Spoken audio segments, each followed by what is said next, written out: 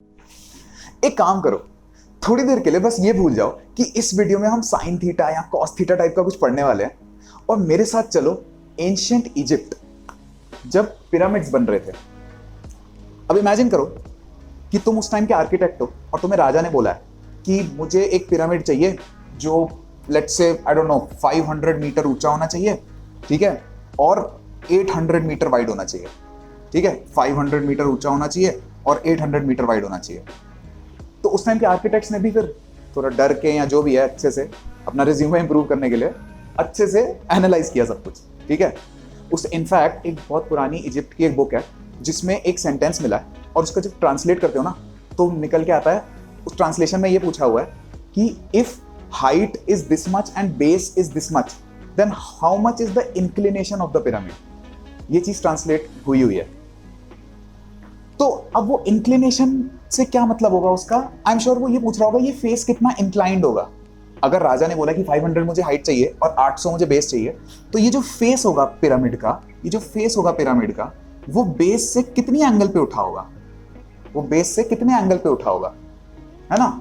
और इस एंगल उसने क्यों पूछा ये क्वेश्चन, मतलब तुम सोचो ये क्वेश्चन उसने क्यों पूछा होगा आर्किटेक्ट ने। क्योंकि अब भाई जब वो कंस्ट्रक्शन का मटेरियल लगाना शुरू करेगा, पिरामिड बनाना शुरू करेगा, मान लो हाइपोथेटिकली कि वो मिट्टी से बना है, मुझे पता है मिट्टी से नहीं बने पिरामिड्स, कुछ स्पेशल स्टोन्स और इन सब से बने हुए हैं, बट लेट से वो मिट्टी का बना है, तो उसको ये जानना है ना कि जब मैं मिट्टी लगाना शुरू करूंगा, जब मैं एक पॉइंट पे मिट्टी लगाना शुरू करूंगा तो किस एंगल पे मिट्टी लगाते जाऊं कि फाइनल पिरामिड इन डायमेंशंस का बने। तो उस टाइम तो एंगल की इतनी नॉलेज थी नहीं, तो उस टाइम पे जो मैथमेटिशियंस थे उन्होंने उस आर्किटेक्ट को आइडिया दिया, उन्होंने बोला कि यार ये एंगल भूल जाओ, एक काम करो आधा पिरामिड बनाओ, आधा पिरामिड पहले बनाओ 500 मीटर और 400 मीटर का। और कैसे बनाओ, ये जो 500-400 का रेशो है ना उसको मेंटेन करके कंस्ट्रक्शन मटेरियल लगाते जाओ। तो मैथमेटिशियंस ये बोल रहे हैं कि एक काम करो, जैसे ही 4 मीटर मिट्टी तुम लगा दो ना, तो बस ये इंश्योर कर लेना कि तब तक 5 मीटर मिट्टी ऊपर हो चुकी है, 5 मीटर की मिट्टी की हाइट हो चुकी है। तुम देख रहे हो 4 और 5 मीटर मेंटेन करना फिर भी आर्किटेक्ट के लिए आसान है, 800 और 500 मीटर से। तो मैथमेटिशियंस यही बोल रहे हैं कि तुम कंटिन्यू करते जाओ इसी रेशो में, जैसे ही 8 मीटर मिट्टी लगा दोगे बस ये इंश्योर कर लेना कि 10 मीटर मिट्टी लग चुकी है ऊपर, है ना। इसी रेशो को जब तुम कंटिन्यू करते जाओगे और जब तुम 400 मीटर पे पहुंच जाओगे तो तुम ये देखना अपने आप 500 मीटर हाइट आ चुकी होगी मिट्टी की। इस रेशो को मेंटेन करते जाओ बस। तो तुम देख रहे हो कितना कमाल का आइडिया दिया मैथमेटिशियंस ने, बहुत कमाल का आइडिया। और अगर तुम्हें ये चीज बहुत ऑब्वियस लग रही है ना, तो तुम्हें ये पता होना चाहिए मैं 3500 साल पहले की बात कर रहा हूं, जब मैथ्स बिल्कुल फॉर्मलाइज नहीं थी, बस अलग अलग देश में लोग अपने अपना मैथ्स इन्वेंट और डिस्कवर करे जा रहे थे। तो ये आइडिया उसने बिना एंगल्स के, ये आइडिया इतना कमाल का था पिरामिड्स बनाने का, आर्किटेक्ट की जान बच गई। तो थोड़ा फास्ट फॉरवर्ड करते हैं और उस टाइम की बात करते हैं जब ये साइन थीटा और कॉस थीटा वाला ब्रेक थ्रू मिला था। ये साइन थीटा और कॉस थीटा वाला ब्रेक थ्रू हमें मिला 1500 साल पहले आर्यभट्ट के आइडिया से। हाँ, हमारा ग्रेट इंडियन मैथमेटिशियन। तो अगर तुम्हें साइन थीटा कॉस थीटा और ये ट्रिग्नोमेट्री से गुस्सा आता है ना, तुम्हें नहीं आना चाहिए, ये हमारी हिस्ट्री है, हम ही ने आइडिया दिया था। तो मतलब ब्रेक थ्रू वाला आइडिया हम ही ने दिया था। एक्चुअली क्या था, आर्यभट्ट के टाइम पे जो मैथमेटिशियंस थे वो एक चीज ट्राई कर रहे थे। वो क्या ट्राई कर रहे थे, लेट्स से सर्कल है और उसके सेंटर पे एक एंगल है अल्फा, ठीक है, और ये जो कॉर्ड है ना उसकी लेंथ है सी। तो साइंटिस्ट क्या कोशिश कर रहे थे, ये अल्फा एंगल और जो सी लेंथ की कॉर्ड है उसके बीच में कुछ मैथमेटिकल रिलेशन निकालने की कोशिश कर रहे थे, लेकिन उस टाइम चीजें थोड़ी कॉम्प्लिकेट हो रही थी। तो आर्यभट्ट ने क्या कमाल का आइडिया दिया, उन्होंने बोला कि अल्फा और सी छोड़ दो, आप एक काम करो, हाफ अल्फा यानी अल्फा बाय 2 और सी बाय 2 इस हाफ कॉर्ड के बीच का रिलेशन निकालो, हाफ एंगल और हाफ कॉर्ड के बीच का रिलेशन निकालो। क्यों? क्योंकि आई एम श्योर उन्होंने ये देखा होगा ना कि देखो यहाँ 90 डिग्री भी तो बन रहा है, तो यहाँ पर ट्राइंगल में कैलकुलेशंस बहुत सिंपल हो जाएंगी। ये ब्रिलियंट आइडिया था आर्यभट्ट का। और वो जो कैलकुलेशंस है ना, वो एग्जैक्ट कैलकुलेशंस हम अभी पढ़ने वाले हैं और आर्यभट्ट और उन सब मैथमेटिशियंस के दिमाग में घुसते हैं जिन्होंने साइन कॉस और इन सब चीजों की डिस्कवरी करी, अच्छे से फॉर्मलाइज किया। तो चलो फील लेते हैं कंसेप्ट्स की।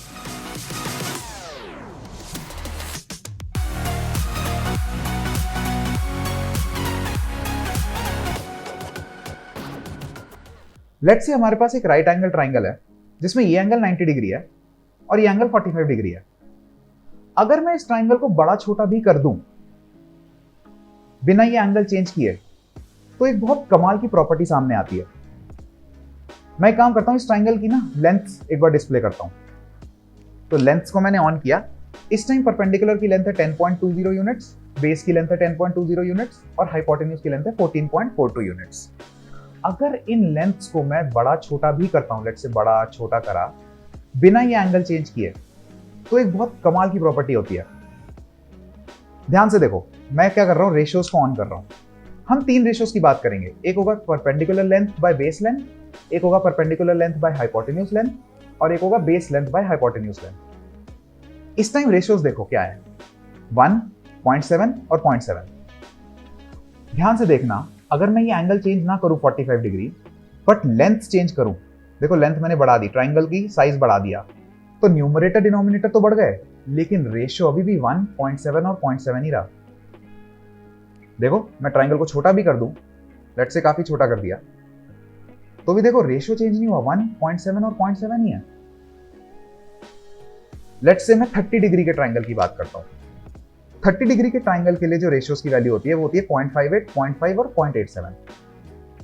ये 45 डिग्री से वैल्यूज से तो अलग है, लेकिन 30 डिग्री अगर चेंज ना हो और मैं ट्राइंगल का साइज बड़ा करूं तो ये वैल्यूज अभी भी 0.58, 0.5 और 0.87 ही रह रही हैं। देखो मैं ट्राइंगल को छोटा भी कर देता हूं तो भी ये वैल्यू चेंज ही नहीं हो रही। न्यूमरेटर डिनोमिनेटर चेंज हो रहे हैं बट रेशियो अभी भी 0.58, 0.5 और 0.87 ही है। और ये चीज सिर्फ 30 डिग्री या 45 डिग्री के लिए ट्रू नहीं है, ये कोई भी रैंडम ट्राइंगल अगर मैं ले लूं, पहले तो नीचे देखो, अगर मैं एंगल चेंज कर रहा हूं, देखो एंगल चेंज कर रहा हूं तो नीचे रेशियोज की वैल्यू चेंज हो जा रही है अगर एंगल चेंज कर रहा हूं। लेकिन एक बार मैंने अगर एंगल फिक्स कर दिया, कोई भी अगर एंगल मैंने फिक्स कर दिया, लेट्स से 23.14 डिग्री रैंडम कोई भी, तो इस टाइम जो रेशियो है 0.43, 0.39 और 0.92, ये ट्राइंगल अगर मैं बड़ा भी कर दूं, ट्राइंगल का साइज बढ़ा भी दूं, अगर 23.14 डिग्री चेंज नहीं हुआ है तो ये रेशियोज भी चेंज नहीं होंगे। 0.43, 0.39, 0.92। मैं थोड़ा सा छोटा कर देता हूं ट्राइंगल को, अभी भी न्यूमरेटर डिनोमिनेटर चेंज हो गए लेकिन ये वैल्यूज 0.43, 0.39, 0.92। तो हर किसी भी पर्टिकुलर एंगल के लिए ये रेशियो की वैल्यू फिक्स्ड रहती है और ये ट्राइंगल्स की one of the most useful properties है जो हमें काम आने वाली है। तो चलो एक बहुत ही कॉमन से राइट एंगल ट्राइंगल का केस देखते हैं। एक ऐसा राइट एंगल ट्राइंगल जिसमें जो परपेंडिकुलर है उसकी लेंथ है 3, जो बेस है उसकी लेंथ है 4 और जो हाइपोटेन्यूज है उसकी लेंथ है 5। ऐसे ट्राइंगल में जो ये एंगल निकल के आता है ना, ये वाला एंगल, वो होता है अप्रोक्सीमेटली 37 डिग्री। अभी के लिए एग्जैक्ट 37 डिग्री मान लो। तो इस ट्राइंगल में परपेंडिकुलर बाय बेस की वैल्यू कितनी होगी, बेस बाय हाइपोटेन्यूज की वैल्यू कितनी होगी और परपेंडिकुलर बाय हाइपोटेन्यूज की वैल्यू कितनी होगी। तो देख लो, परपेंडिकुलर बाय बेस की वैल्यू हुई 3/4, बेस बाय हाइपोटेन्यूज की वैल्यू हुई 4/5 और परपेंडिकुलर बाय हाइपोटेन्यूज की वैल्यू हुई 3/5। ये हो गई रेशियोज की वैल्यू 37 डिग्री के ट्राइंगल के लिए। अब मतलब इस ट्राइंगल को अगर मैं मैग्नीफाई भी कर दूं या छोटा भी कर दूं, मतलब लेंथ चेंज होती रहेंगी बट लेंथ का रेशियो हमेशा सेम रहेगा। और ये रेशियो जो है एंगल पे डिपेंड करता है। मतलब जो अगर ये 45 डिग्री का ट्राइंगल होता, थोड़ा सा ऐसे 45 डिग्री का ट्राइंगल होता, तो रेशियोज की वैल्यू फिक्स्ड रहती, थोड़ी डिफरेंट होती। कोई 30 डिग्री के लिए रेशियो की अलग वैल्यूज होती, बट मैग्नीफाई करने पे या छोटा करने पे रेशियो सेम रहते। बट तुम इस बात की इंपॉर्टेंस को समझने की कोशिश करो कि मतलब दुनिया में कोई भी ट्राइंगल हो, चाहे वो बोर्ड पे बना हुआ ट्राइंगल हो 37 डिग्री का या कोई ट्राइंगुलर ऑब्जेक्ट हो 37 डिग्री एंगल का, कोई भी ऑब्जेक्ट हो, उसमें रेशियोज हमेशा यही वैल्यूज देने वाले हैं। और क्योंकि ये रेशियोज एंगल्स पे डिपेंड करते हैं, आप लिटरली पता है क्या कर सकते हो, आप एक टेबल बना के रख सकते हो। जैसे 1 डिग्री के ट्राइंगल के लिए ये वैल्यूज कितनी होंगी, 2 डिग्री के ट्राइंगल के लिए कितनी होंगी, ऑल द वे टू जितना भी लेके जाना हो, मतलब 90 डिग्री तक ले जाओ। तो तुम, और फिर इस टेबल, और रियल वर्ल्ड में ऐसी टेबल्स एग्जिस्ट करते हैं, मैं डिस्क्रिप्शन में लिंक कर दूंगा कुछ ऐसे एग्जांपल्स। और फिर हम इन टेबल्स में जो रेशियोज की वैल्यू है उनको यूज करके रियल वर्ल्ड प्रॉब्लम सॉल्व कर सकते हैं। चलो एक रियल वर्ल्ड एग्जांपल देख ही लेते हैं। तो लेट्स से मैं तुम्हें एक टास्क देता हूं कि पार्क में एक पेड़ की हाइट बतानी है बिना उस पेड़ पे चढ़े, ऑफ कोर्स। लेट्स से वो ये पेड़ है और मैंने तुम्हें टास्क दिया है कि तुम जमीन पे खड़े रह के तुम्हें इस पेड़ की हाइट बतानी है। तुम पता है ये चीज कर सकते हो, बताओ कैसे। क्या होगा, लेट्स से तुम्हें पता है कि तुम इस पेड़ से 15, लेट्स से पेड़ के सेंटर से 15 मीटर्स दूर खड़े हो, ठीक है, 15 मीटर दूर खड़े हो। ये तो तुम ग्राउंड पे हो तो तुम पता लगा ही सकते हो तुम पेड़ से कितना दूर हो। तुम्हारी आई की हाइट, तुम्हारी आईज जहां पर हैं, आई तक की हाइट तुम्हारी है लेट्स से 1.5 मीटर्स, ठीक है। और अब तुम्हें क्या करना है, ऊपर देखना है पेड़ के टॉप को, ठीक है, ऊपर देखना है पेड़ के टॉप को। ये पेड़ का टॉप हो गया लेट्स से, और तुम्हें ऊपर देखना है, ठीक है। और लेट्स से, और ये बताना है कि तुम्हें कितना ऊपर देखना पड़ा। ये तुम्हें बताना है कि जब मैं पेड़ के टॉप को देख रहा हूं तो मेरी आईज किस एंगल पे इंक्लाइंड है, तो ये एंगल कितना है। लेट्स से ये एंगल तुम मेजर कर पा रहे हो प्रोट्रैक्टर की हेल्प से या किसी की भी हेल्प से, और ये एंगल आता है लेट्स से 53 डिग्रीज, ठीक है। अब देखो यहां पर तुम्हें रेशियो समझ में आएंगे। तुम्हें आई की हाइट पता है, तो क्या ये एक 90 डिग्री ट्राइंगल नहीं बन गया। मतलब फील आ रही क्या बोल रहा हूं। 53 डिग्री तुमने ऊपर देखा पेड़ के टॉप को, पेड़ तुमसे 15 मीटर दूर है, तो क्या एक राइट एंगल ट्राइंगल नहीं है जिसका ये जो एंगल है, अक्यूट एंगल जो है 53 डिग्री है। तो मुझे एक बात बताओ, 53 डिग्री का अगर मैं टेबल में देख के रेशियो बताऊं, मैं तुम्हें बता देता हूं, 53 का टेबल में देख के जो रेशियो आता है परपेंडिकुलर बाय बेस का जो रेशियो आता है 53 डिग्री के लिए, 53 डिग्री के लिए वो आता है 4/3। तो अगर मुझे पता है कि इसका रेशियो, इस लेंथ का रेशियो और इस लेंथ का रेशियो 4/3 होने वाला है, और ये लेंथ 15 है, तो ये लेंथ कितनी हो गई, 15 इंटू 4/3 यानी 20 मीटर्स। तो ये जो लेंथ आई, ये जो लेंथ आई, ये जो लेंथ आई, ये हो गई 20 मीटर्स। और बचा क्या, तुम्हारी आई की हाइट। तो आई की हाइट थी 1.5, तो पेड़ की टोटल हाइट आ गई 21.5। आया मजा। तो चलो अब हम फाइनली डिस्कस करते हैं कि साइन थीटा कॉस थीटा होता क्या है। अभी तक हमने 3 रेशियोज की बात करी है, perpendicular by hypotenuse, perpendicular by hypotenuse, base by hypotenuse, base by hypotenuse, और perpendicular by base, perpendicular by base. हमने देखा ये तीनों रेशियोज कितने काम के हो सकते हैं और मतलब कैसे रियल वर्ल्ड प्रॉब्लम्स को सॉल्व करवा सकते हैं। मतलब तुम मानोगे नहीं ब्रो, मतलब पेड़ की हाइट ही नहीं, पहाड़ की हाइट भी वो निकालने में हेल्प करते हैं ये रेशियोज। तो अगर ये रेशियोज इतने इंपॉर्टेंट हैं तो मैथमेटिशियंस ने बोला इन तीनों रेशियोज को नाम दे दो। हर बार थोड़ी बोलते फिरोगे परपेंडिकुलर बाय हाइट की वैल्यू बता, परपेंडिकुलर बाय हाइपोटेन्यूज की वैल्यू बता 45 डिग्री के लिए, या परपेंडिकुलर बाय बेस की वैल्यू बता 60 डिग्री। हर बार थोड़ी बोलते फिरोगे। तो इन तीनों रेशियोज को नाम दे दो। तो साइंटिस्ट्स ने इस रेशियो को नाम दिया साइन रेशियो, इस रेशियो को नाम दिया साइन रेशियो, इस रेशियो को नाम दिया कॉस रेशियो, और इस रेशियो को नाम दिया टैन रेशियो। और जो थीटा जो तुम सुनते रहते हो ना, थीटा जो सुनते रहते हो वो कुछ नहीं, वो इस एंगल को डिनोट करने के लिए होता है। समझ में आया। तो थीटा मतलब यहां जैसे 45 डिग्री हो सकता है थीटा, 60 डिग्री हो सकता है, मतलब थीटा कुछ भी हो सकता है, और उसके हिसाब से आपको साइन कॉस और टैन की रेशियोज की वैल्यू बतानी है। तो जो ये रेशियो निकलेगा परपेंडिकुलर बाय हाइपोटेन्यूज की वैल्यू जो 45 डिग्री के लिए निकलेगी उसको हम बोलेंगे साइन ऑफ 45, साइन 45। इसको हम बोलेंगे, इस वैल्यू को जो b बाय h की वैल्यू निकलेगी 45 डिग्री के लिए उसको बोलेंगे cos 45, इसको बोलेंगे tan 45। जो p बाय h की वैल्यू 60 डिग्री के लिए निकलेगी परपेंडिकुलर बाय हाइपोटेन्यूज की वैल्यू, वो होगी sin 60, ये होगी cos 60, और इसको बोलेंगे tan 60। That's it. ये sine cos theta tan theta बस यही थे, रेशियोज की वैल्यू थी, ट्राइंगल के रेशियोज की वैल्यू थी। तो अगर हम फटाफट इस टेबल को फिल ही कर दें, इन वैल्यूज को फिल ही कर दें, तो फटाफट देखते हैं साइन 45 की वैल्यू क्या होगी। साइन 45 मतलब परपेंडिकुलर बाय हाइपोटेन्यूज। सबसे पहले 45 डिग्री का ट्राइंगल एक बार एनालाइज करो। 45 डिग्री अगर ये है, ये 90 डिग्री है, तो ये भी 45 डिग्री होगा, मतलब वो 180 डिग्री होना चाहिए ना सम। तो ये एक आइसोसेलेस ट्राइंगल बन गया।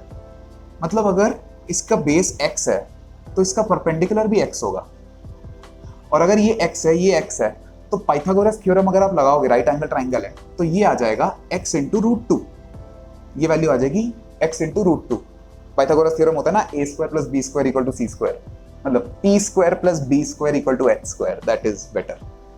अच्छा, तो साइन 45 की वैल्यू कितनी होगी? साइन 45 मतलब x by X root two यानी 1 बाय रूट टू। कॉस 45 की वैल्यू क्या होगी? x by X root two यानी 1 बाय रूट टू, फिर से 1 बाय रूट टू। और tan 45 की वैल्यू क्या होगी?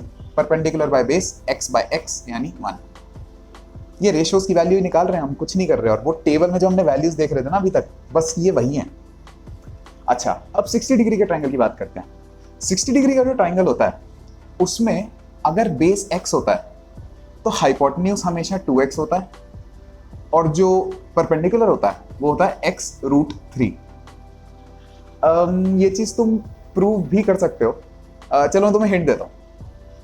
तुम क्या करो, एक कंस्ट्रक्शन करो, इसका कॉपी बना दो, एक मिरर इमेज बना दो यहां पर, ठीक है? तो ऐसे अगर एक मिरर इमेज बना दोगे, ठीक है, तो मुझे बताओ अगर ये 60 डिग्री है, ये आधा वाला 30 डिग्री था, तुमने मिरर किया तो ये 60 डिग्री हो गया, और ये भी 60 डिग्री है क्योंकि मिरर किया हुआ है। तो क्या ये इक्विलैटरल ट्रायंगल नहीं बन गया? 60 60 60। तो और क्योंकि ये मिरर किया तो ये x, ये भी x, तो ये 2x, और क्योंकि इक्विलैटरल ट्रायंगल है तो ये 2x, ये 2x, ये भी 2x, है ना? तो अगर ये x निकला, ये 2x निकला, तो पाइथागोरस थ्योरम से तुम ये परपेंडिकुलर नहीं निकाल सकते? ये हो गया x रूट 3। मतलब मैंने तुम्हें हिंट देना था, लेकिन मैंने पूरा प्रूफ ही कर दिया। बट एनीवे, तो अब हम निकाल लेते हैं। एक बार ये कंस्ट्रक्शन तुम अपने आप करके देख लेना, ठीक है? तो 60 डिग्री के लिए रेशियोज देख लेते हैं। 60 डिग्री के लिए परपेंडिकुलर बाय हाइपोटेन्यूज यानी रूट 3x बाय 2x यानी रूट 3 बाय 2। साइन 60 की वैल्यू हो गई रूट 3 बाय 2। कॉस 60 की जो वैल्यू होगी बेस बाय हाइपोटेन्यूज कितना आया? 1 बाय 2। कॉस 60 हो गया 1 बाय 2। और tan 60 क्या हुआ? x रूट 3 बाय एक्स यानी रूट 3। तो आपको 60 डिग्री के लिए भी साइन, कॉस और tan की वैल्यूज मिल गई। लास्ट में हम एक ऐसी चीज डिस्कस करते हैं जिसमें लोग काफी कंफ्यूज रहते हैं। वो चीज ये है कि 60 डिग्री का ट्रायंगल ऐसा है, 45 का ऐसा है, 30 का और छोटा होगा, तो 0 का कैसा दिखेगा? एक तो यहां पर कंफ्यूज होते हैं लोग, और एक कंफ्यूज होता है कि अगर ये 45 है, ये 60 है, 75 और होगा, ठीक है, 75 और ज्यादा होगा, 90 कैसा दिखेगा? तो ये चीज चलो अब तुम्हें क्लैरिफाई करके दिखाता हूं। तो चलो पहले देखते हैं कि 0 डिग्री का ट्रायंगल कैसा दिखता है। अभी ट्रायंगल 30 डिग्री का है।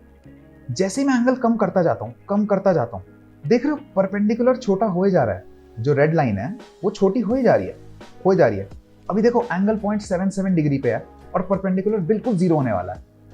जैसे ही एंगल को मैं पूरा 0 ले जाता हूं, तो देखो क्या हुआ, रेड लाइन बिल्कुल ही गायब हो गई, परपेंडिकुलर गायब हो गया, इसलिए वो ट्रायंगल हमें दिख ही नहीं रहा है। बट ट्रस्ट मी, ट्रायंगल अभी भी यही है। देखो मैं हल्का सा ये एंगल बढ़ा के दिखाता हूं, ये देखो ट्रायंगल अभी भी यही है, लेकिन वो 1.15 डिग्री पे दिख रहा है। बट जैसे ही 0 डिग्री पे होगा ना, ट्रायंगल बिल्कुल ही परपेंडिकुलर 0 हो जाएगा और ट्रायंगल दिखना गायब हो जाएगा। लेकिन अजीब इंटरेस्टिंग बात ये है कि क्योंकि परपेंडिकुलर 0 है, बेस और हाइपोटेन्यूज आपस में कोइंसाइड कर जाते हैं। तो देखो जब मैं ट्रायंगल को छोटा भी करता हूं या ट्रायंगल को बड़ा भी करता हूं, परपेंडिकुलर हमेशा 0 है, बट बेस और हाइपोटेन्यूज की वैल्यू हमेशा सेम है। तो चलो रेशियोज की बात कर लेते हैं।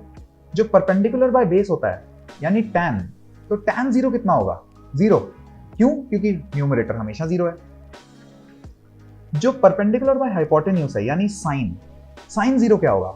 sin 0 भी 0 होगा क्योंकि परपेंडिकुलर 0 है, न्यूमरेटर 0 है। बट जो बेस बाय हाइपोटेन्यूज है, जो cos 0 है, cos 0 would be 1 because base और हाइपोटेन्यूज हमेशा कोइंसाइड करते हैं, इसलिए cos 0 होता है 1। अब देखते हैं कि 90 डिग्री के ट्रायंगल में क्या होता है। देखो जैसे जैसे मैं एंगल बढ़ाता जाता हूं, देखो बेस की लाइन देखो, ग्रीन लाइन देखो, एंगल बढ़े जा रहा है तो ग्रीन लाइन कम हो जा रही है। एक पॉइंट आएगा 90 डिग्री, अभी देखो 89.35 डिग्री पे है ना, एग्जैक्ट जब 90 डिग्री हो जाएगा ना एंगल, तो बेस गायब हो जाएगा। एंड क्योंकि बेस गायब हो जाएगा, हाइपोटेन्यूज और परपेंडिकुलर कोइंसाइड कर जाएंगे। अगेन ट्रस्ट मी, ट्रायंगल यहीं पर है, बस वो उसका बेस, क्योंकि वो एंगल 90 डिग्री है इसलिए बेस दिख ही नहीं रहा है, बेस 0 है। तो 90 डिग्री का जो ट्राइंगल होता है उसमें बेस 0 होता है और हाइपोटेन्यूज और परपेंडिकुलर हमेशा बराबर हो जाते हैं। तो अब बताओ tan 90 की वैल्यू क्या होगी? क्योंकि बेस 0 है तो tan 90 की वैल्यू में डिनोमिनेटर 0 आ जाता है, यानी ये अनडिफाइंड हो जाता है या इंफिनिटी हो जाता है। जो परपेंडिकुलर बाय हाइपोटेन्यूज है यानी sin 90 वो होगा 1, क्योंकि परपेंडिकुलर और हाइपोटेन्यूज कोइंसाइड कर जाते हैं 90 डिग्री के ट्राइंगल में। और बेस बाय हाइपोटेन्यूज, क्योंकि बेस हमेशा 0 है इसलिए cos 90 हमेशा 0 होता है। तो जाते जाते एक बार हिस्ट्री को बाय बाय तो बोल दें।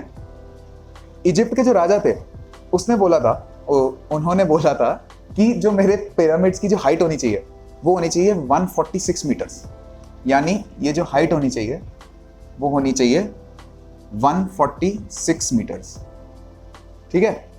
और उन्होंने बोला था कि जो बेस होना चाहिए पिरामिड्स का, जो पूरा बेस होना चाहिए, पूरा जो बेस होना चाहिए वो होना चाहिए 230 मीटर्स। तो जब आर्किटेक्ट ने फेस की इंक्लिनेशन की बात करी थी, यानी ये फेस कितना इंक्लाइंड होना चाहिए, तो वो बेसिकली थीटा की वैल्यू ही मांग रहा था। कौन सी थीटा की वैल्यू मांग रहा था? देखो ये तो 90 डिग्री है, तो जब मैं टॉप को इससे कनेक्ट करता हूं तो ये फेस का इंक्लिनेशन मिल जाएगा ना मुझे। अगर मैं ये थीटा निकाल लूं तो ये वाला थीटा, तो ये थीटा मैं कैसे निकालूंगा? ये थीटा निकालने के लिए अब मुझे पता है, देखो परपेंडिकुलर की हाइट कितनी है 146 मीटर्स, और जो बेस है वो होगा 230 का हाफ यानी 115 मीटर्स। तो जो tan थीटा की वैल्यू आएगी, tan ऑफ थीटा, वो क्या होगा? परपेंडिकुलर बाय बेस यानी 146 अपॉन 115, 230 का हाफ। तो ये आ जाता है अप्रोक्सीमेटली 1.269, ये वैल्यू आ जाती है। अब देखो हम अभी कौन से थीटा के लिए ये वैल्यू है, अब हर थीटा के लिए तो हम वैल्यूज याद कर नहीं सकते, तो आप ट्रिग्नोमेट्रिक टेबल्स को रेफर करोगे, और जब रेफर करोगे तो आपको मिलेगा कि जो थीटा है उसकी वैल्यू आती है 51.77 डिग्री। तो माय फ्रेंड्स, इजिप्ट के पिरामिड्स की जो इंक्लिनेशन है फेस की, दैट इज अप्रोक्सीमेटली 51.77 डिग्रीज। तो आई होप तुम्हें ये वीडियो पसंद आई होगी, और अब तुम साइन थीटा और कॉस थीटा को देख के घबराओगे नहीं, रेशियोज ही तो हैं। कोई भी डाउट्स आए तो नीचे कमेंट्स में पूछो, मैं बिल्कुल आंसर करूंगा, और हम मिलते हैं अगली वीडियो में।